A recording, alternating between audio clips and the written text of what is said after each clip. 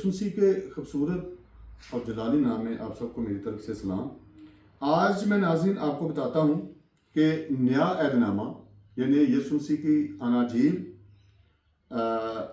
रसूलों के एपिसल्स और रेविलेशन यानी मुकाशवा ग्रीक लैंग्वेज में लिखे गए थे और इनको अरबिक लैंग्वेज में दो हस्तियों ने ट्रांसलेट किया, जिनके मैं नाम आपके सामने पेश करने लगा हूँ।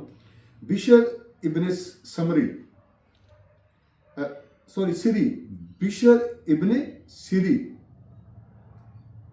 ये दमिश्क के रहने वाले थे और इन्होंने 866 एडी में अपना हिस्सा डाला।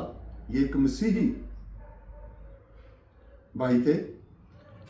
अरेबिक लैंग्वेज को लिखने और पढ़ने में ये महारत रखते थे, इसलिए इन्हें ये शरफ मिला। और दूसरे हैं इसहाक इब्ने बलासक। इन्होंने 946 एडी में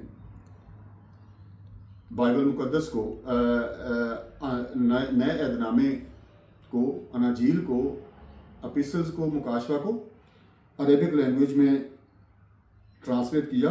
और ये अर्जेंटीना का एक सूबा कोर्डोबा था, वहाँ के रहने वाले थे। वो एक बहुत बड़ा शहर भी था कोर्डोबा, अर्जेंटीना का।